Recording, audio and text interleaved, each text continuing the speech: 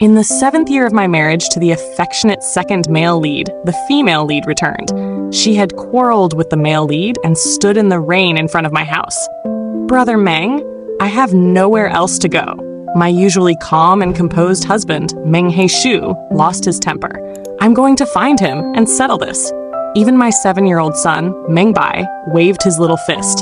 Fairy sister, don't cry. I'll marry you when I grow up. While they all scrambled to cheer her up, I was trapped on a fishing boat by the sudden downpour, having gone out to buy fresh river fish. The boatman was shouting at the shore, trying to attract more passengers. Anyone else going to Qingzhou? I looked down at the basket, where I had just bought 3 hairtail fish, with only 1 or 2 tails of silver left. I handed the boatman a tail of silver and asked, "How far can I get with 1 tail of silver?" "1 tail of silver? That'll get you to Qingzhou with some left over," the boatman asked with a smile. "Madam, are you heading to Qingzhou?" I nodded. The boatman eyed me with a bit of suspicion. I was dressed in ordinary clothes and had no luggage with me. Even the basket I carried only held the 3 hairtail fish I had just bought from him. "Madam, do you need to go home and pack your things? Or wait for your family to join you?" I thought for a moment, then smiled and shook my head. "No, it's just me." Although the boatman found it strange, he didn't question further after receiving the silver. The boat set off, and the river was shrouded in a mist, much like the paintings hanging in Meng He Shu's study. According to the boatman, it would take 2 days by water to reach Qingzhou. I felt the few coins in my pocket and touched the jade hairpin by my bun, realizing that I might have been a bit too hasty. This morning, Meng He Shu had told me that he wanted to eat the double-skinned hairtail fish I made. When I left, my son Meng Bai had also repeatedly reminded me. Fairy sister said last night that she wanted to eat fish. Mother, you must buy 4. 1 for father, 1 for fairy sister, 1 for me, and 1 for yourself. Honestly, I blamed the boatman. Why were there only 3 fish left? I was unsure how to divide them among 4 people, so I felt troubled and wanted to escape. As I was thinking this, I realized I was getting hungry. I hadn't brought any food, so I spent 15 wen to borrow a small stove from the boat's cook and bought a piece of tofu. I tried to be frugal, but without tofu, the fish would seem too pitiful. I gutted the fish, scraped the scales, and fried them until they turned golden, then added boiling water. A pot of creamy, fragrant soup simmered quietly on the stove, making the other passengers sniff the air and peer over curiously. Wow, what a delicious-smelling soup. As the saying goes, tofu gets better with 1,000 boils, and fish with 10,000. The more this soup simmers, the more flavorful it becomes. By the time I reached for my 3rd piece of tofu, the boatman couldn't help but swallow a mouthful of saliva. "Madame, you have excellent cooking skills. How did the soup turn as white as milk?" I gave him a bowl, and he was overjoyed. Watching him wipe the bowl clean with a piece of flatbread until it seemed it didn't even need washing, I felt a bit proud. It's a shame there's no cilantro. It would taste even fresher.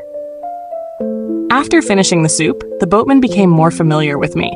I learned his name was Qingzhou, and he learned that my surname was Qiao. "Did you have a fight with your husband, madam, and now you're heading home in a huff?" No, Meng He Shu had a warm temperament. We had been married for 7 years and never had an argument. Others saw us as a loving couple. "It's not a fight, it's a divorce." Qingzhou couldn't contain his curiosity. "Why did you divorce? Was it about money or someone else?" I was stumped. Why indeed? It wasn't about money, and it wasn't about someone else. Was it about the umbrella Meng He Shu held over her 2 weeks ago? Or the plain silver hairpin Meng Bai gave her last night? Or was it perhaps today's 3 fish that troubled me? It seemed like it wasn't any of these. Oh, I remembered. "Because of a bowl of noodles," I said, holding the fish soup as I nodded firmly. That bowl of noodles was too salty, making me feel like life had lost its flavor. Just because of a bowl of noodles? Yes, just because of a bowl of longevity noodles. Half a month ago, a young woman came to our doorstep. She wept as she knocked on the door in the light rain, like a pear blossom battered by the rain. Brother Meng, Yujie really doesn't know what to do. Meng He Shu wasn't home. He was at the clinic attending to patients. He was a very responsible doctor, and once he started treating a patient, he wouldn't easily walk away. Sometimes he would even forget to eat the meals I brought him, especially since I had been sick, coughing for 3 days without getting better. With silver needles still in my hands, a patient teased him with a smile. "Divine Dr. Meng, even with you around, your wife still falls ill?" Meng He Shu could only offer a wry smile. "My wife is playful. Yesterday, she caught a chill while flying kites with Bayer." Just then, Bayer came running in energetically, grabbing onto Meng He Shu's leg. "Father, there's a beautiful fairy sister at the door looking for you. She said her name is Yujie." Upon hearing that name, Meng He Shu froze, nearly pricking his own hand with the silver needle. Bayer, full of urgency, pulled him along, and the father and son stumbled out of the clinic, leaving me alone, hands full of silver needles, unsure whether to stay or go. In less than the time it takes to drink a cup of tea, Meng He Shu rushed back, umbrella in hand. He didn't come back because he remembered I still had the needles in my hands. He came back because he realized the house key was still with me. "I'm sorry, Qiao," I got flustered. In his haste, he still didn't forget to grab an umbrella to shield her from the rain. Being kind to Miss Yujie had already become a habit for my husband. "I'm sorry to trouble you, Brother Meng," Yujie said, lowering her head to wipe the corner of her eye. "I had a fight with my husband, and without you, I really don't know where I could go." A few days earlier, she had argued with her husband and left home in a fit of anger. "It's a good thing you came to me. How could you not know that you're pregnant?" For the first time, the usually gentle and soft-spoken Meng He Shu raised his voice. "You're carrying a child. I'll go find Luyan and have a word with him." Bayer eagerly hovered around Yujie, calling her fairy sister with every breath. "Fairy sister, your clothes are so pretty and you smell so nice." Yujie patted Bayer's head, then looked at Meng He Shu in surprise. "Wow, how identical. It's like there are 2 Brother Meng now." Flattered, Bayer was even happier. "When I grow up, I'll marry fairy sister as my wife." Yujie was amused by him and couldn't help but glance at Meng He Shu. "Indeed, he's your son. He even shares your taste." As Yujie smiled, old pains stirred in Meng He Shu's heart, so he stepped outside, casually instructing me. "Yujie is pregnant, so she needs to eat lightly. Focus on fish and shrimp, and don't use yellow wine when cooking." I wasn't particularly happy, though I couldn't quite say why. "How long is she staying?" "A doctor should have a compassionate heart. She's heavily pregnant. How could you even think of sending her away?" I pouted, thinking to myself, I'm not a doctor. Seeing my displeasure, Meng He Shu sighed, gently patting my head as he spoke softly. "Why don't you go start cooking? Tomorrow, I'll go to the Lu residence to reason with Lu Yan, okay?" Worried that I might still be upset, he added, "Half a month from now, it's your birthday. The 3 of us will celebrate together, and Bayer has a surprise planned for you." I glanced through the window at Bayer, with his round, tiger-like head, and couldn't help but smile. That's Bayer's New Year's money. He said he's saving it to marry a wife someday, and you tricked him out of it? What do you mean, tricked? It's only right that he uses it to honor his mother. But don't ask what it is. I promise to keep it a secret. I suppressed the sweet feeling in my heart with a smile. I wouldn't ask. Because I already knew. Bayer had secretly hidden the silver hairpin under his pillow. Lu Yan wasn't at home. His family said he had been summoned to the capital. The journey to the capital was long, and no one knew what the emperor had tasked him with, but he wouldn't be back for at least half a month. Qiao, just wait another half a month, okay? I couldn't quite figure out why I didn't like Miss Yujie. After all, when she called me Sister Qiao, she smiled so sweetly. I usually loved hearing people praise my cooking, but her compliments left me unhappy. Sister Qiao, your cooking is truly delicious. No wonder you've captured Brother Meng's heart so well. Yet, aside from me, both Meng He Shu and Bayer liked her very much. Bayer, who normally listened to me, pushed his bowl away for the first time. Rice spilled everywhere, and the soup dripped down the edge of the table. I can't eat this. I want to go out with Sister to buy pastries. I couldn't stand seeing him waste food, so I scolded him a bit. Bayer wiped his tears with his hand, but didn't admit his mistake. Yujie quickly stepped in to smooth things over. Sister Qiao, children have their cravings. They can't always be expected to eat proper meals. Bayer, still wiping his eyes, glared at me with resentment. "Why are you my mother? Why isn't the fairy sister my mother?" That one sentence from Bayer stunned Meng He Shu, who was standing outside the door. He lowered his eyes in sorrow. It felt as if a piece of my heart had been forcibly torn away. When I was pregnant with Bayer, it had been difficult. The baby was in a breech position, and I had labored for a whole day and night before he was born.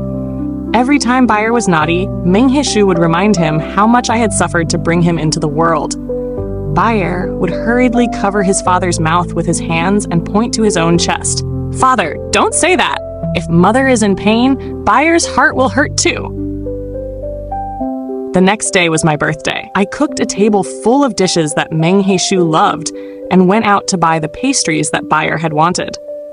By the time night fell and the food had been reheated for the third time, Meng He Shu finally returned with Bayer. I noticed that the silver hairpin Bayer had meant to give me was now tucked into Miss Yu Jie's hair. When Meng He Shu saw my gaze fall on the hairpin, he suddenly remembered that today was my birthday. He hurried to explain that because Miss Yu Jie was feeling down, they had spent the entire day with her outside. The hairpin was just something Bayer had playfully put in her hair. It wasn't meant as a gift for her. Yu Jie patted Bayer's head. "Bayer, be good. Let's give the hairpin to your mother, all right?" Bayer, hiding behind Yu Jie, burst into loud sobs. "Why should I give it to her? She doesn't look nearly as good with it as fairy sister."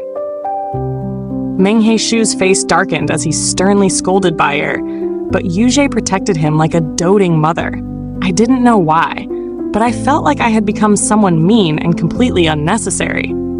The food in the kitchen had gone cold again, and I had no energy or appetite to reheat it. I made myself a bowl of noodles. Maybe I was too muddled from crying and accidentally added too much salt. The overly salty, bitter bowl of noodles made me feel as if life had become unbearably difficult. "Live a good life, Sister Ah Qiao!" Chunsheng cupped his hands and shouted as I disembarked from the boat. I stood at the dock, waving back at him. I wanted to count how much money I had left to see if it was enough to find a place to stay. Only then did I realize that the 2 taels of silver I had given Chunsheng had somehow been returned and tucked under the basket without me noticing. The boat had already left, and I couldn't catch up to him. Sigh, I'll just have to repay him another time.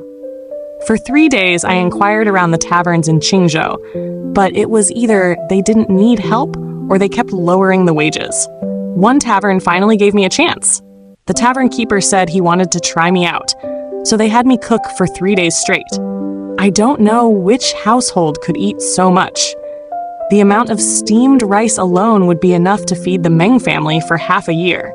I didn't dare be careless and worked myself to the bone. Every time the mustachioed tavern keeper came by, he nodded and smiled. I thought I had passed the test. But on the 3rd day, the tavern keeper suddenly turned hostile, throwing me and my bundle out the door. "Your cooking skills aren't up to par. The guests got sick, and now we have to pay a fortune in compensation." Even if I was naive, I could tell I'd been deceived. I didn't cry. I just wiped my eyes, picked up my bundle, and dusted it off. By the 5th day, I had run out of money. I stood at the entrance of a pawn shop, ready to pawn my hairpin. But just as I was about to go in, a young scholar stopped me. "Madam, please wait." I didn't know him. "Was it you who cooked the meals for our academy a few days ago?" "No, a few days ago, I was cooking for Qiao. I didn't cook for any academy." That must be it then. Our academy had an order with Qiao. I remembered that the tavern keeper had mentioned guests getting sick, so I asked uneasily, "Did you all get sick from the food?" "No one got sick," the scholar smiled. "We thought the food was so good that we ordered 2 more days' worth. But after that, Qiao's food never tasted as good again. We found out that the tavern keeper wasn't very honest." "So what now? Our academy is in need of a matron. It's a bit of hard work. Besides cooking, there's laundry to do as well. But room and board are included. Madam, would you be willing to take the position?" This was the renowned Guanhe Academy of Qingzhou, built near mountains and water. I couldn't decipher the elegant calligraphy on the plaque or grasp any deeper meaning it might hold. But I liked the idea of the 2 vegetable gardens behind the school and the possibility of raising some chickens. The scholars here were fond of bamboo, so the academy had many bamboo groves. I thought it wasn't a bad idea. Young bamboo shoots could be stewed with salted pork, and old bamboo could be split to make trellises for beans. I enjoyed growing vegetables and fruits, but Meng He Shu didn't. He used to say that the courtyard should be filled with plum blossoms, as appreciating them in winter was the epitome of elegance. I had happily transplanted a whole garden of red plum blossoms for him. It was much later that I learned Miss Yu Jie also liked plum blossoms. Noticing my silence, the scholar hesitantly asked, "Do you have any concerns, madam? Is it the wages? Can I grow vegetables here?" "Of course you can," I nodded. "All right, I'll take it." Near the academy, there were a few households. The scholar who approached me that day was named Shu Chang. Shu Chang warned me, "The people at the academy are all kind, and the nearby residents are easy to get along with. Just make sure you don't get involved with that mangy dog." "Mangy dog?" Shu Chang said bitterly. "That's Hu, a wretched little brat who was born but never raised properly." I had heard about him from others. Hu was a 10-year-old child. His father remarried, and his mother did too, leaving him all alone, unwanted by anyone. No other children wanted to play with Hu. They said he was full of lies, had sticky fingers, and often stole chickens and other things. He was also strong for his age and liked to fight. Anyone who crossed him would find their gourd trellis pushed over in the middle of the night, or their chicken coop open to invite a weasel's visit. It was bad enough that the children disliked him, but you wouldn't expect a 20-year-old like Shu Chang to hold a grudge against a 10-year-old like Hu. However, a couple of years ago, Hu set a trap to catch a wild rabbit, which caused Shu Chang to fall and break his leg, making him miss his exam. The exam topic was historical essays, Shu Chang's specialty. From that moment on, Shu Chang hated him. Whenever Shu Chang tried to beat him up, Hu would simply lie down on the ground, acting like a little rascal. "Help! Help! A grown man is hitting a child. The scholar is beating up an innocent kid." Shu Chang couldn't stand it and resorted to bribing the nearby children with sweets, encouraging them to beat up Hu instead. Hu took the beating, rolling around in the mud like a mangy dog. Hey, it doesn't hurt! Not at all. Thick-skinned and shameless, there wasn't anyone at the academy who could deal with him. Shu Chang eventually gave up and resigned himself to his misfortune. But even though I didn't provoke him, Hu still managed to trouble me. He stole my speckled hen, roasted it on the hillside, and ate it. The drumstick was too hot and fell to the ground, but he didn't mind the dirt. He just brushed off the dust and stuffed it into his mouth. As he swallowed, the hot food must have pulled at a sore in his mouth because he winced in pain, but that didn't stop him from wolfing it down. He was so focused on eating that he didn't notice me standing behind him. I tapped him on the shoulder. "Speckled hen isn't good when cooked like this." Hu jumped, startled, and choked, coughing desperately. I patted his back. "Speckled hen should be stewed with mushrooms or stir-fried to top noodles." We each had a bowl of chicken soup, but his bowl had 2 drumsticks. Just like when I used to make chicken soup for Bayer and Meng He Shu, I'd always give 1 drumstick to each of them. Hu looked at me suspiciously, but couldn't resist the fragrant soup and the plump drumsticks. "What do you want?" "I want to tell you that speckled hen is best for making soup." "Is there poison in the soup? You think I don't dare eat it?" Hu, as if preparing to face death, held the bowl in both hands. When he took his first bite, his eyes widened in surprise. He ate so ravenously that I suspected he might swallow his tongue along with the food. I couldn't help but sigh. No wonder people say that a teenage boy can eat you into poverty. After finishing his 3rd bowl of chicken soup, Hu's eyes were clear and bright. "If you're hungry in the future, don't steal. You can come here to eat." He wiped his mouth with a sleeve so dirty that its original color was indistinguishable. He seemed like he wanted to say something, but as soon as he looked up and saw Shu Chang entering, he didn't say a word. He just put down the bowl and ran off. Shu Chang spat in Hu's direction as he watched him leave. "Don't go soft on him, madam. That kid is an ungrateful little wretch." It wasn't that I was being soft-hearted. I just thought that a child who cherished his food couldn't be all that bad. But the next day, the trellis I had set up for the beans behind the schoolhouse had collapsed. Shu Chang led a group of people over to witness the scene, while Ahu stood there, flustered, next to the fallen trellis. Before I could say anything, Ahu shoved Shu Chang so hard that he tumbled to the ground, then took off in a panic. "That little brat! Madam, you've been so kind to him, and he repays you by causing trouble in the courtyard." I thought for a moment. Last night, there was a strong wind and heavy rain. Maybe I didn't set the trellis properly. That evening, I noticed a shadow lurking outside the courtyard. I reheated the leftover chicken soup, and as the aroma wafted out, the shadow couldn't stay hidden any longer. I didn't push the trellis. Last night, I heard the wind and thought, could your shelf be blown over by the wind? So I came over specifically to check. You could have just said it. Why did you have to run away? Ahu hung his head, his voice trembling as if he was about to cry. I didn't want to run, but I was afraid you wouldn't ask me anything and would just start scolding me. How about this? Next time something happens, I'll ask you first, okay? Ahu didn't reply. He lifted the entire bowl and drank from it, using it to shield his face, reluctant to put it down. I teased him. Speckled hen mixed with tears won't taste good too. It'll be too salty. In the blink of an eye, summer had arrived. The backyard was filled with the sound of cicadas, their buzzing making the place feel even quieter, with cool shades spreading across the courtyard. The teachers had gone on a study trip, traveling far away. Today, I had some free time, so I took apart the students' clothes and bedding to wash and dry them. I'm no good at studying. My brain is dull, Ahu said, helping me secure the drying rack while shaking his head repeatedly. Besides, everyone at the academy hates me, and I hate them too. Ahu was 10 years old, 3 years older than Bayer.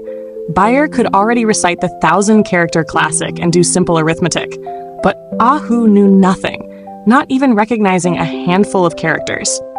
I was thinking about saving up for half a year to enroll Ahu in school. If you don't know how to read and don't have any skills, what will you do if others bully you in the future? If someone bullies me, I'll come to Mother for help. But by then I'll be old. What will you do then? This question made Ahu sad. He grabbed my sleeve tightly. You won't get old. You must never get old. All right, I won't get old. I'll always be with you. I crouched down to wipe his tears. Just then, I heard someone calling my name from behind, the voice filled with disbelief and overwhelming joy. Ah, Qiao! The wind caught the clothes hanging in the courtyard, billowing them like sails on water, casting shifting shadows. I stood up and saw Meng He Shu holding Bayer's hand, standing behind those sails as if separated from me by a great distance. Is it really you, Qiao? It seemed that taking care of the pregnant woman had been tough on him. Meng He Shu had lost a lot of weight. He didn't dare approach, just stood there staring at me with reddened eyes. It was Bayer who pulled away from his hand, calling out, Mother, and wanting to dive into my arms and act spoiled as he usually did. But Ahu shoved him hard, sending him tumbling to the ground. Ahu clung to my arm defensively, like a little tiger guarding its food. Who are you? How dare you call my mother, Mother? Meng He Shu was startled, but seeing that Ahu was taller than Bayer, half of his doubt faded. Of course, I didn't flatter myself by thinking that Meng He Shu had come all this way just to find me. Suddenly, I understood. I stood on tiptoe, peering behind him. Did you come here because Miss Yu Jie is here too? Seeing me ask so cautiously, Meng He Shu's eyes were filled with bitterness. It wasn't that I was being overly cautious. When I was with Meng He Shu in the past, I had been full of wishful thinking. I thought that Meng He Shu had fallen in love with me at first sight, which was why he heroically defended me when a guest accused my dish of being poisoned. I thought that Meng He Shu was naturally slow to warm up. 7 years ago, when he got drunk and said he wanted to marry me, I believed he was just using alcohol to build up his courage. I didn't know that on that day, Miss Yu Jie had also eaten the food I made, and Meng He Shu, in his worry, lost his composure. I didn't know that Meng He Shu had been drowning his sorrows in alcohol that day, and that his proposal to me was driven by jealousy over Yu Jie and Lu Yan. That's why on our wedding night, when Miss Yu Jie fell ill and came looking for him, I stood with my hands on my hips, acting spoiled and confident in his favor. Meng He Shu, if you go, I'll ignore you forever. He couldn't not go, just as I couldn't really ignore him. I scolded him all day, but the next day, when I sent white rice to the clinic, I still hid a drumstick under it for him. I wanted him to finish a tasteless meal of plain rice before finding the meat. I was being overly hopeful again. Meng He Shu never touched that bowl of rice. Because Miss Yu Jie was ill, he was too worried to eat. She didn't come. I came to find you, Meng He Shu said, his voice hoarse. Ah Qiao, don't be angry anymore. Come home with me. He came specifically to find me? I thought about it and realized I couldn't keep fooling myself. I forced a smile, bitter in tone. He Shu, if I go back, what will happen to Miss Yu Jie? From now on, it'll just be you, me, and Bayer. The three of us will live together. She won't be a part of our lives anymore. I swear it won't happen again. But I couldn't believe him anymore. When I left, the spring rain was pouring at the dock. Now, 3 months have passed, and Qingzhou's summer trees were lush and green. It took him an entire spring to realize I wasn't by his side. But there's a spring every year. Every year, the spring rain will remind me that I was once forgotten in that downpour. Seeing my distant expression, Meng He Shu desperately reached out to grab my hand. He insisted that it wasn't how I thought it was. When I didn't come home for 3 days, he frantically searched for my whereabouts. That lady named Qiao, I've seen her before. She even bought some fish from me. The boatman, chewing on a reed, pointed north to a place completely opposite of Qingzhou. She went to Sucheng. Meng He Shu hurriedly took Bayer and headed north. He circled around Sucheng, searching for 2 months. He only found his way to Qingzhou after overhearing a scholar in an inn talk about how their academy had recently hired a cook with extraordinary skills. The scholar lamented that ever since leaving Guanhe Academy, no food tasted as good, and he missed the academy's meals the most. When you disappeared and I heard you'd been mistreated, I was both worried and angry. The pain in my heart made me realize how much I truly cared. It was only after I left that he belatedly realized his true feelings. But by then, I couldn't believe him anymore. He Shu, do you know why I left? Because of you, Jay? No, because Bayer and I made you sad. I shook my head. The day I went to buy the hairtail fish, it rained heavily. Every other woman had her husband come to fetch her, but I didn't. I wasn't even that upset. I even thought that if the rain stopped soon, I would still forgive you. But the rain didn't stop. It went on for a long time. I almost forgave you again. I stood on someone else's boat, blocking the boatman from setting off. The owner wanted to drive me away, but seeing the heavy rain, he couldn't bring himself to do it. That's when I realized that the 7 years we spent together day and night couldn't even compare to the compassion of a stranger. It took me a lot of effort to convince myself not to deceive myself anymore. After 7 years of marriage, you never truly loved me. The things that had kept me awake at night and soaked my pillow with tears over the past 3 months now felt like distant memories, as if they had happened to someone else. I looked at him and slowly withdrew my hand from his grasp. After I came to Qingzhou, I faced difficulties and was mistreated too. But no matter how hard it got, I never thought about going back, and I never thought about returning to you. He Shu, I don't want to eat another bowl of longevity noodles mixed with tears. Mother, do you not want Bayer anymore? Bayer looked at me with tear-filled eyes, wiping his face over and over. Ahu, realizing that Bayer was my biological child, stopped pushing him and merely glared at him fiercely. Bayer wiped his tears, pointing to his chest.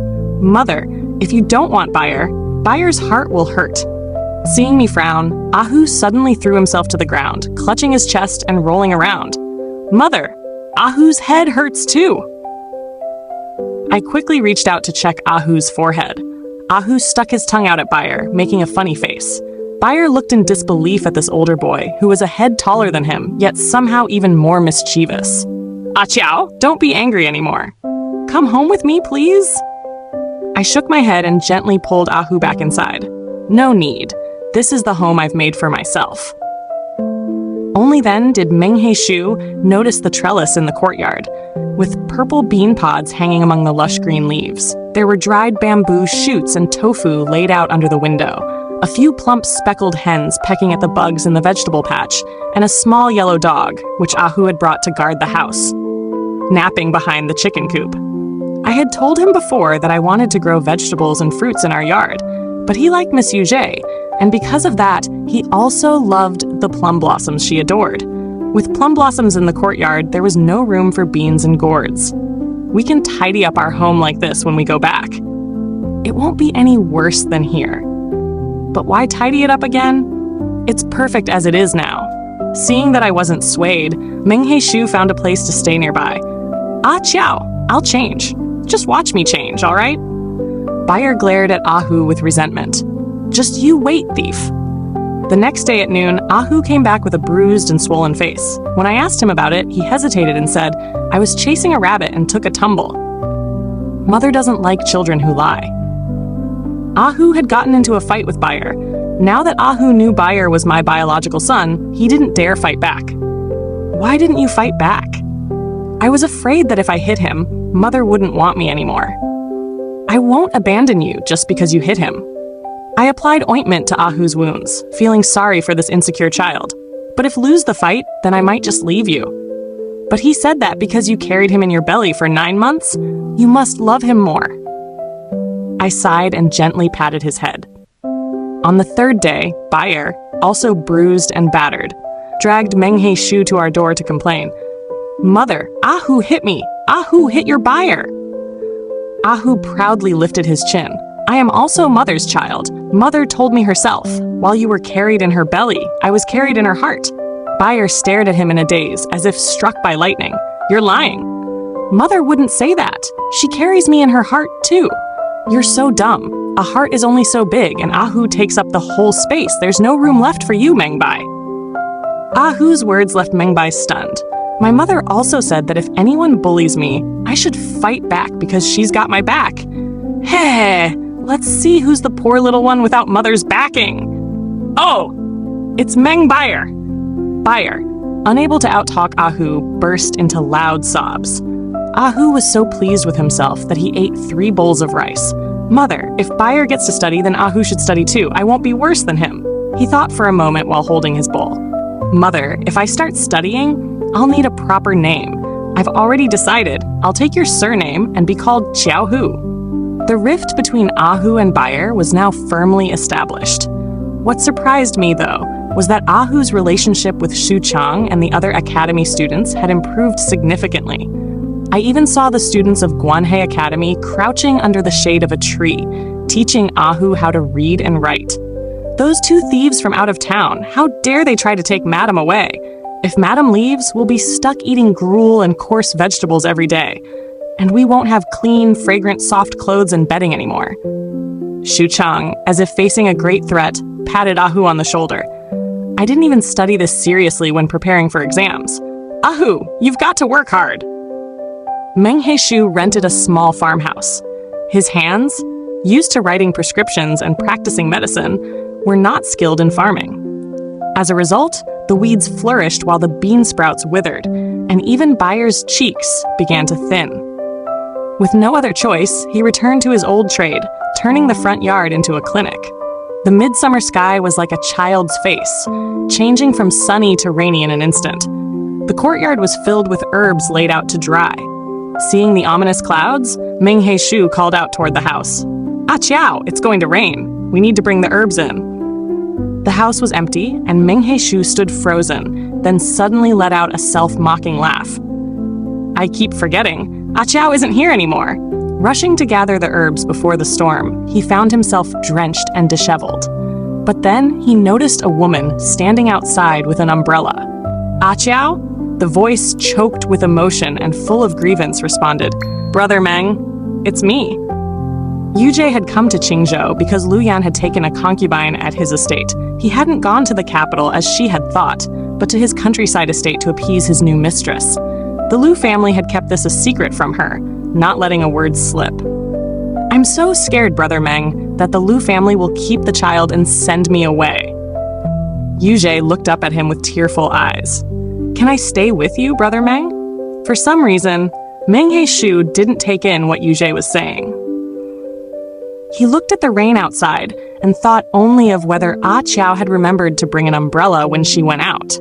The last time she went out to buy fish, she'd been caught in this same rain. So when Meng He Shu arrived at the academy, soaked and clutching an umbrella, he saw me standing under the eaves, sharing an umbrella with one of the teachers, saying our goodbyes.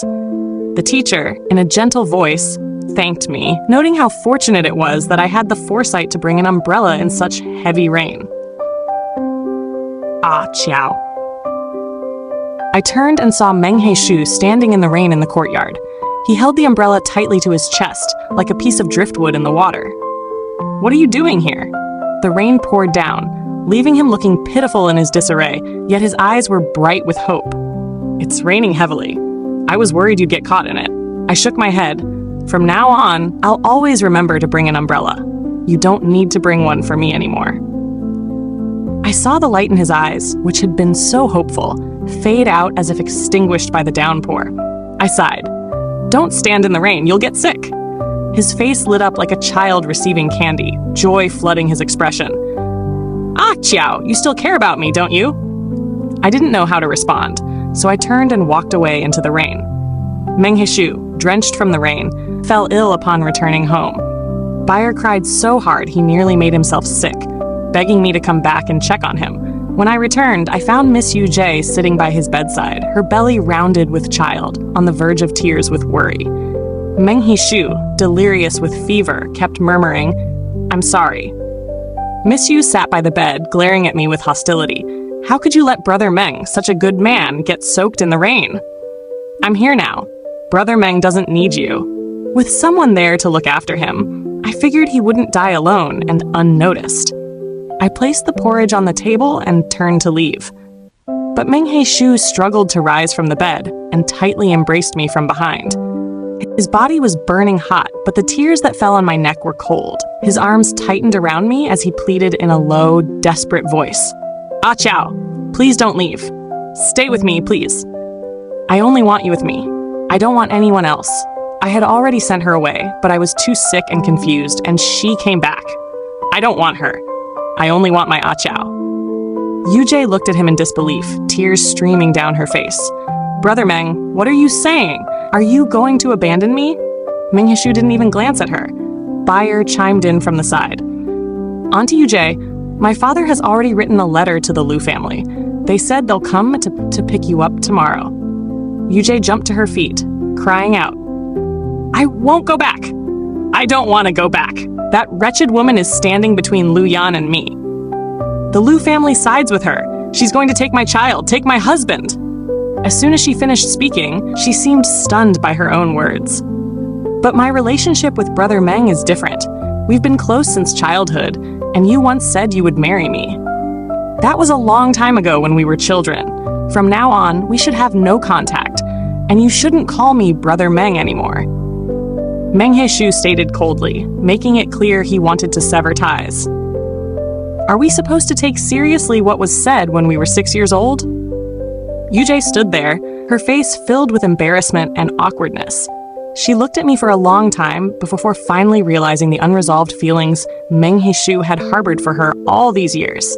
Then I will divorce Lu Yan. Brother, Meng He Shu, in the past, I failed to see your true worth and didn't recognize your goodness. From now on, the two of us. Meng He Shu stared at her icily. Miss Yujie, please respect yourself. I, Meng He Shu, will have only one wife in this lifetime, and that's Qiao. Her face flushed red with shame, and she couldn't utter another word. The heavy rain poured outside as she ran out the door, crying. Meng He Shu, panicking, reached for my hand. Qiao, I'll never let you be hurt again. That's a matter between you and her. It has nothing to do with me. His cutting ties with Miss Yujie was his way of finally resolving the lingering issues in his life.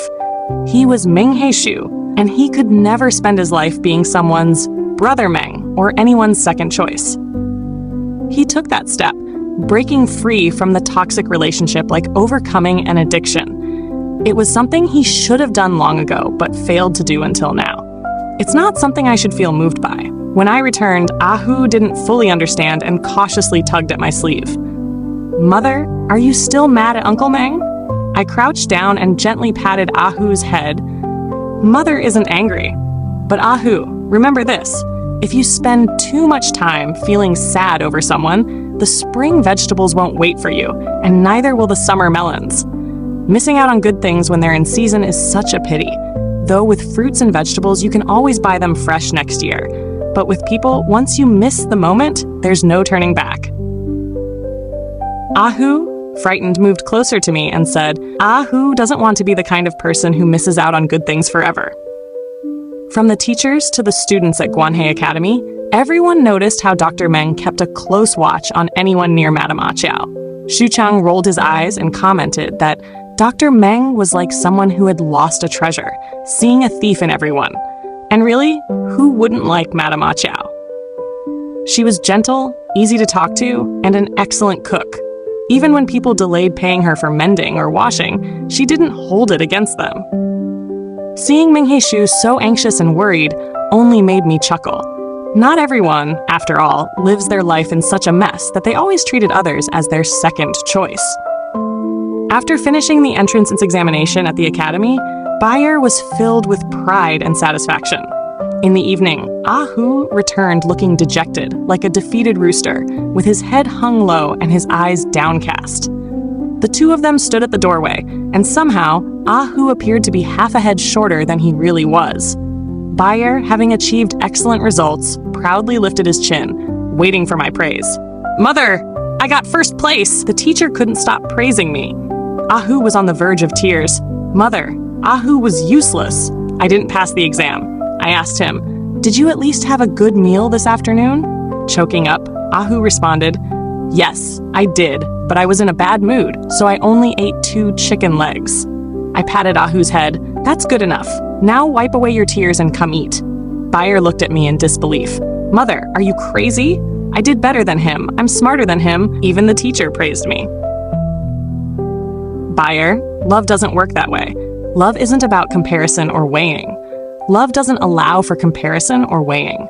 I know I'm not as beautiful as Miss Yu Jie, and I'm aware that I'm not as skilled at making people happy as she is. Bayer, I never needed you to lie or to pretend that the silver hairpin looked better on me than on Miss Yu Jie. What you shouldn't have done was compare me to her in the first place. Ahu might not be able to excel in academics, but the teacher suggested that, with his strength and build, he could train in martial arts. I thought it was a good idea. In the future, with martial arts skills, he could support himself as a bodyguard, or even earn a name for himself on the battlefield. But to train in martial arts, we couldn't stay at Guanhe Academy. We'd have to go to Sucheng. I packed our things and took the letter of recommendation that the headmaster of Guanhe Academy had written for me. The headmaster smiled and said, in the past, there was Mencius's mother. Today, we have Qiao's mother. Ahu cried as he knelt on the ground, kowtowing 3 times with a resounding thud. Mother has given me a second chance at life. If it weren't for you, Ahu would have already rotted in the mud. The day we set off, a bothersome autumn rain drizzled down. The boatman called out from the shore in a crisp voice, anyone else going to Sucheng? Meng He Shu was the last to find out that I was leaving. He rushed to the dock with Bayer, but it seemed the boat was playing tricks on him. When the people from the academy were bidding me farewell, the boat refused to depart, but as soon as he arrived, it gently drifted away from the shore. Though only a river separated us, it felt like an uncrossable chasm. He didn't make it in time and could only call out to me from afar. Ah, Qiao! I wasn't sure what more there was to say to them, feeling hesitant. But the boatman, noticing my hesitation, lifted his straw hat to reveal a familiar face. Madame Qiao, once you're on the boat, don't look back at where you came from. Only focus on where you're going. I understood the deeper meaning of his words. With a relieved smile, I asked him, will 2 taels of silver be enough for this boy and me to reach Sucheng? Madam, you're joking. That'll get you to Sucheng with some left over. This is the end of the main story. Next is the extra parts.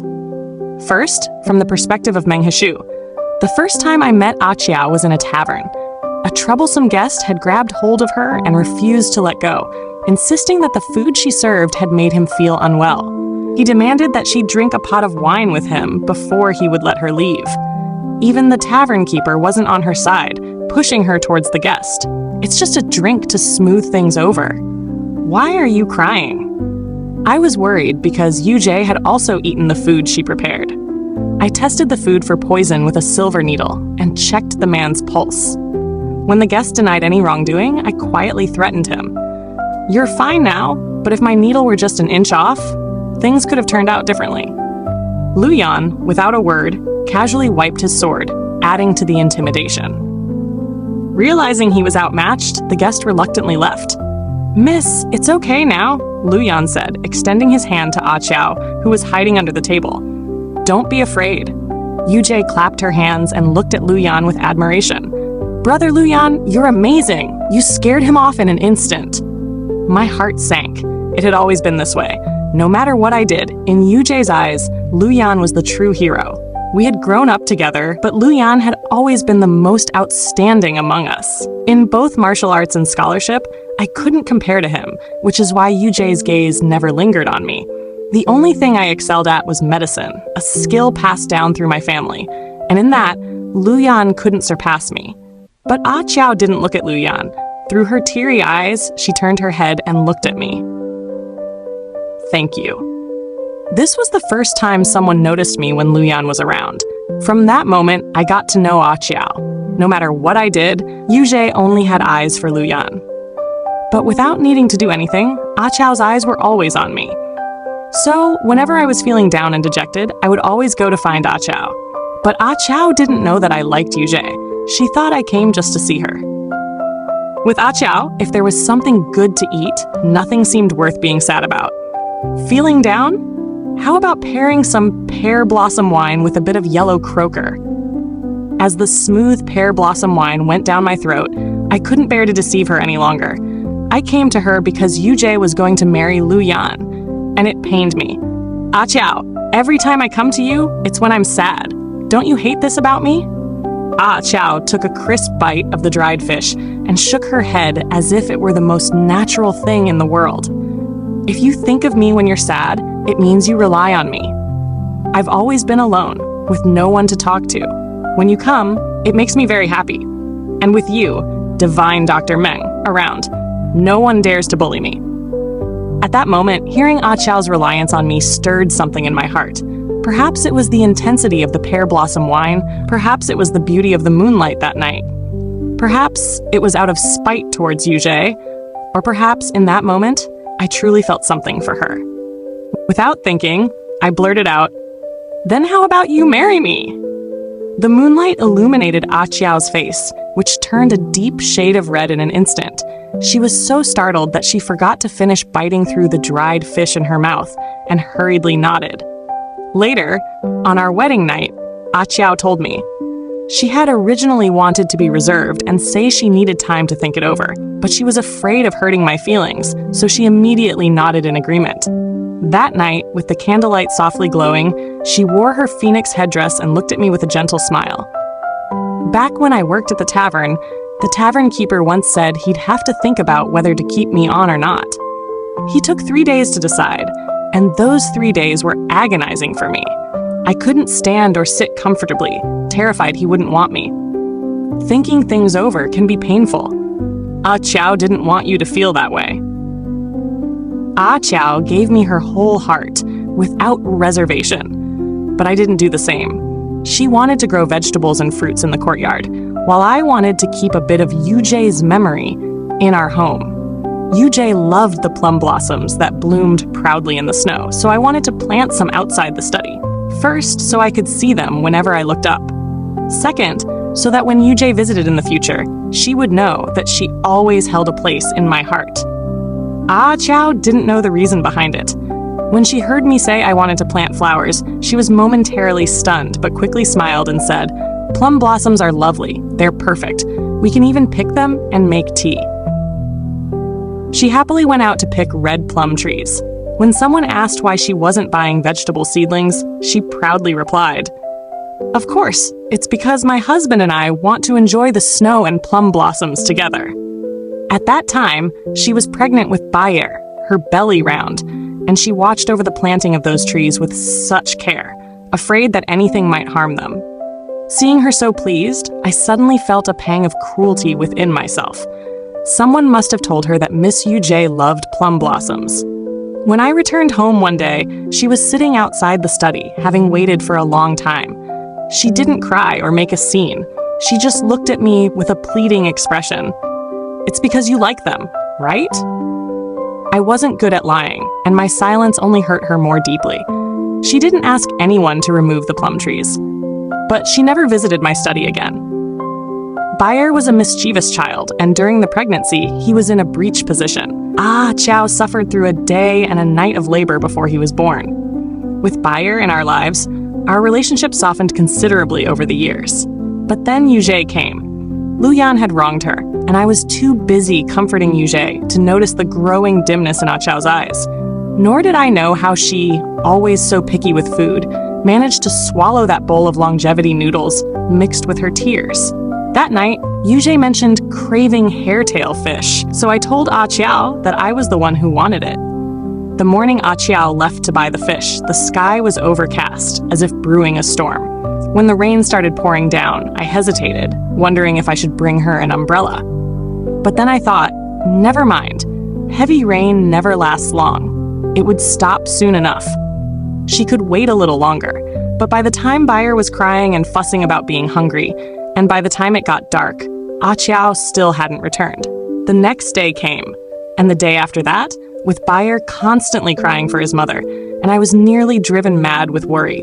I went around town asking if anyone had seen her, and everyone said the same thing. Madame Qiao was carrying a small basket that day, and she was still wearing that jade hairpin. She didn't look like she was planning to go far. "Did you have a fight with her?" "You'd better make up with her soon, Dr. Meng. She's such a good wife." It wasn't until the 7th day that a boatman mentioned seeing her heading towards Sucheng. I never understood why Qiao chose to go to Sucheng, nor did I know why that boatman lied to me. In the taverns of Sucheng, travelers spoke of a woman who had arrived at the academy, renowned for her cooking skills. They say she's had a rough time. That poor woman was bullied and had no one to help her, just sitting at the door, crying. If it weren't for Shuchong finding her, she was ready to pawn her hairpin. Hearing that she had been bullied, my heart tightened with pain. This kind of heartache was completely different from the day when Yujie came to me in tears. When I finally arrived at Guanhe Academy, I saw a figure in the courtyard, hanging clothes to dry. The wind caught the clothes hanging in the courtyard, billowing them like sails on water, casting shifting shadows. The overwhelming joy of seeing her again choked me up. When Qiao saw me, she froze for a moment, then instinctively took a step back. She then cautiously glanced behind me. "Did you come here because Miss Yujie is here too?" I couldn't blame her for being wary. It was my fault that she was so hurt. From now on, it'll just be the 3 of us. But she no longer wanted me, and she didn't want Bayer either. Looking back now, I realize that over these 7 years, I never thought to shield Qiao from the rain, so she learned to hold the umbrella on her own. After all, a love filled with such constant uncertainty is too exhausting. Even under the bright spring sun, she had to brace herself for a storm that could come at any moment. She told everyone she was leaving, everyone except me and Bayer. Once again, I was a step too late, unable to grasp the hem of her sleeve. "I will come to Sucheng with Bayer to find you. I will do everything I can to make it up to you." The autumn rain drizzled softly, her figure fading into the distance. This regret came 7 years too late. I wonder if she can still hear it. Next is the extra from the perspective of Ahu. That day on the back hill, I had planned to fill my stomach one last time and then die. But then Mother came up behind me and tapped me on the shoulder. I looked at her warily, thinking she was about to throw more accusations at me. It had always been this way. Whenever a child misbehaved and got hurt, or someone lost track of their chickens or ducks and feared getting scolded, they would say it was my doing, that I was the one who stole. Even Zhao Dan, when he lost his family's ducks, blamed me. He hid in his parents' arms, too scared to look at me, crying with a guilty conscience. Why lie? Your parents might beat you, but they won't abandon you. I stood my ground and said, Ahu didn't do it, so Ahu won't admit it. But Dan's parents grabbed a stick to threaten me and let loose their dog to chase me. "You filthy brat with no mother. "You mangy dog without a father!" The dog chased me, and I tumbled and crawled, eventually falling into a stinking mud ditch. That night, limping and sore, I snuck to the bottom of their yard, intending to knock down Erdan's gourd trellis. But I overheard Erdan sniffling and confessing. His father hit him, and only then did Erdan confess that he had lied. It wasn't me who took his ducks. Afraid that others would label Erdan as a lying child, his parents chose not to expose him in public. They'd rather let the lie stand and scold me first. I listened for a long time. I heard Erdan's father teach him not to lie. I heard Erdan's mother, feeling sorry for him, saying she would get an egg to rub over his swollen, tearful eyes. I waited until all the lights in their house were out, but I never heard anyone say they should go apologize to Ahu. I sat alone, hugging my knees, crouched by the wall for a long time, and suddenly, it all made sense. The truth and lies didn't matter. What mattered was which one the adults were willing to believe. But Ahu didn't have parents, so no one was willing to believe him. I waited a whole day and never heard a word of apology. Erdan laughed at me, teasing about how badly the dog had chased me the day before. On the third day, I opened their chicken coop and knocked over their gourd trellis. The weasel came and killed their chickens, and the freshly sprouted gourd seedlings were trampled by me. The next morning, when Erdan's family woke up, they stood in the yard, crying and cursing. I felt a wave of satisfaction and bolted up the back hill. Ahu ran so fast that the wind on the mountain whipped his clothes, making them billow out. The wind was as gentle as my mother's embrace from the past, wrapping me entirely in its warmth. Yes!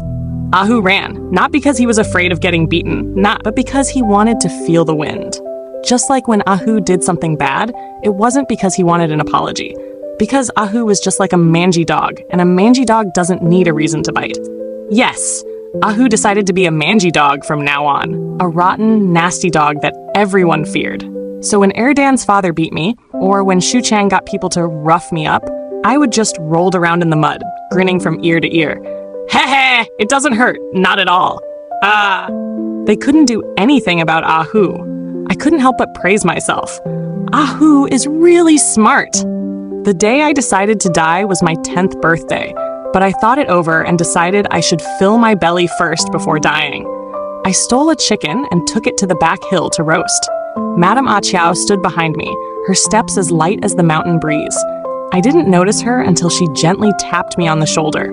Speckled hen isn't good when cooked like this. It was as if, in her eyes, the biggest problem wasn't that I had stolen the chicken, but that I wasn't cooking it properly. I looked at her suspiciously as she took over at the stove. She deftly rolled up her sleeves, stoked the fire, and started cooking. Even though she only added ginger, salt, and yellow wine, the soup smelled better than anything I'd ever tasted in the village. The golden chicken fat shimmered, making me feel like my eyes might fall into the soup. Both chicken legs ended up in my bowl. Even if it was poisoned, I would have accepted it. After 3 bowls of soup, I still didn't understand what she was trying to do. If you're hungry in the future, don't steal. You can come here to eat. My eyes felt warm, but I didn't know what to say. Fortunately, that annoying Su Chang showed up, so I put down my bowl and ran off. I dashed up the back hill. It was the 15th of the month, and the wind was strong, blowing away the thick clouds to reveal a huge, bright moon. Hey, the moon was beautiful, and it lit up Ahu's heart. In the second half of the night, it rained heavily, and the wind howled. I remembered that when Madame Qiao was cooking soup, the trellis in her yard looked freshly built. Before dawn, I rushed over to check, only to be caught by that annoying Shu Chang. Su Chang thought I had knocked down the trellis and wanted to teach me a lesson. Ha! Ahu wasn't scared. At worst, Ahu would just turn into a mangy dog. But when Madame Qiao came over, I found that the muddy ground, damp from the rain, felt like it was covered in thorns. No matter how hard I tried, I couldn't bring myself to lie down in it again. Oh no, with her here, I couldn't be the mangy dog Ahu anymore. I shoved that annoying Shu Chang hard, knocking him down. I was scared. I was afraid she was just like everyone else. Whenever something bad happened, she wouldn't ask me first. She would blame me right away. Last night, there was a strong wind and heavy rain. Maybe I didn't set the trellis properly. How about this? Next time something happens, I'll ask you first, okay? Now, let's pretend that Ahu didn't run away, and let me ask you again. Was it you who knocked down the trellis? I shook my head vigorously. It wasn't me. I listened to the wind and rain all night, worried about the trellis, so I came to check. But when I got here, it was already down. Madame Ah Qiao smiled as if everything made perfect sense. Of course, I knew it wasn't you. All these years, I hadn't cried when I was beaten or scolded. I thought Ahu had forgotten how to cry. But it turns out that being loved makes the tears come again. Seeing me clutching my bowl and crying, Mother just smiled gently. Speckled hen mixed with tears won't taste good too. It'll be too salty. With Mother here, Ahu had a home. I had clean clothes to wear, good food to eat, and a soft, fragrant bed to sleep in. Mother asked me about many things, and then she took me to apologize to that annoying Shu Chang. Mother said that even though it wasn't intentional, Brother Shu Chang had really gotten hurt. When I bowed and apologized, Shu Chang looked away disdainfully. I'm a gentleman, and a gentleman is magnanimous. I won't hold it against you. When we stood outside Erdan's house, I hesitated and tugged at Mother's sleeve. Do I have to apologize to Erdan too? I didn't want to apologize to him, but instead, it was Erdan who apologized to me. I'm sorry. I shouldn't have lied and blamed you, but you also messed up our things, so let's call it even, okay? I didn't know. I had hated Erdan for so long, even thinking about how to get back at him, but I had never considered what I would do if he ever apologized, whether I should forgive him. Mother patted my head. It's okay if you don't forgive him. It must have hurt a lot when you fell back then. I'm not that petty. I just need to think about it. Erdan, shameless as always, started calling me Brother Hu and following me around. Only I knew that he was really just craving the food my mother made. But with his cheeky grin, it was hard for me to stay angry at him for long. Sigh. It turns out that hating someone for a long time is a difficult thing to do. Mother, I don't know if I should forgive Erdan. Mother thought for a moment and then said, Before you decide to forgive him, Ahu, ask yourself if this incident will still make you feel bad when you think about it later. I thought about it very carefully. It seems it won't. I mostly just remember how Erdan shamelessly called me Brother Hu. Brother Hu wouldn't get angry with little brother Erdan, nor would he hold a grudge against him. So I generously extended my hand. Erdan, I forgive you. I used to think that Mother was naturally wise and always knew the right thing to say. But later, I realized it was because she had suffered so much herself that she understood how hard things could be for others. From now on, Ahu will stand up for Mother. Ahu won't let her be wronged again. Mother took me to settle down in Sucheng. The tavern keeper of the Sucheng Tavern was very kind and couldn't stop praising Mother's cooking skills. Knowing that Mother was new to the city and had me with her, he was even willing to give her a little extra pay. We rented a small house in Tianshui Lane. It wasn't big, but it had a small courtyard.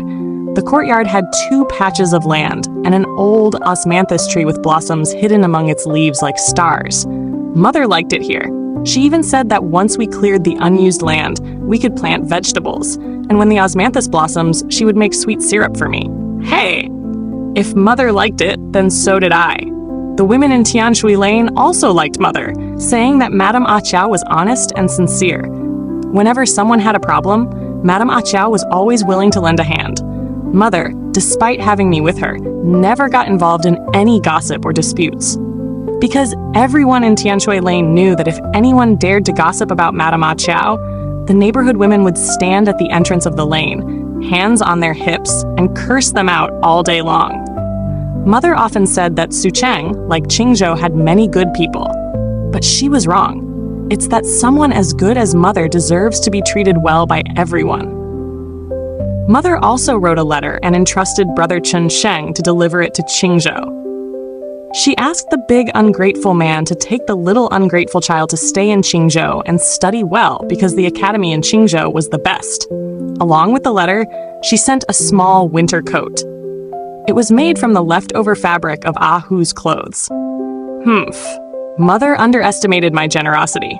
I'm a gentleman too. Every year on Mother's birthday, a package would arrive from Qingzhou. Sometimes it was silver hairpins and jewelry, Other times, it was rouge and powder. Pa! I always gave 2 gifts. After all, I not only cooked, but also gave jewelry. Moreover, what they gave wasn't as nice as mine. The years flew by quickly. The year I was to go to the capital to take the military exam, Qingzhou was plagued by water bandits. That was the place where I grew up and where I first met Mother. So I returned to Qingzhou and joined the naval forces. When Erdan saw me return, he stomped his foot and said, "You've missed the exam, and who knows when you'll bring honor to your mother. I hear that little brat passed the provincial exams and is going to be an official." I took a bite of the dry rations that Mother had prepared for me and waved him off.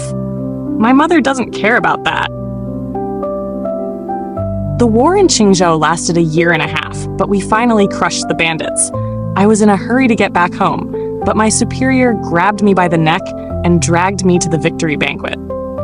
I never expected to see so many familiar faces at the victory banquet. Brother Xu Chang had passed the imperial examination, but his straightforward nature made him ill-suited for the officialdom. So, he resigned from his position, returned to the academy with his wife and children, and lived a happy and contented life teaching. Brother Xu Chang brought up the past and also mentioned what happened after we left. I had been drinking and, in my drunken state, overheard a bit. It was about that little brat who had passed the imperial exams and seemed to have done quite well. They said he was going to Sucheng to serve as a magistrate, with over 40 people in the yamen under his command. Erdan shamelessly leaned over and asked me for half a bowl of wine. Sure, he's an official in Sucheng now, but you're the real deal, brother. You're in the Navy, commanding 200 men. What? Sucheng? The mention of that place startled me half sober. I grabbed my belongings and dashed toward the dock. The autumn rain fell like fine threads, just like the day Mother had taken me away 10 years ago. There was no one else at the dock, and the boat was lazily swaying at its mooring. The rain had only just begun, and the boatman was lying down, using his straw hat as a cover, dozing with his hands behind his head. Hurry, hurry! I need to get back to Sucheng. I was frantic, but the boatman was not. He slowly sat up, removing his straw hat, revealing a familiar face. Well, where's our big hero from Qingzhou rushing off to? Brother Chunsheng patted the rain off his straw hat and saw right through what was on my mind. But he didn't say anything, just smiled. Look at you, big hero, all flustered like you've got the most important thing in the world to deal with. I wanted to explain, but then I stopped and smiled too. Brother Chunsheng was right. The most important thing in the world. Isn't it just going home for a meal?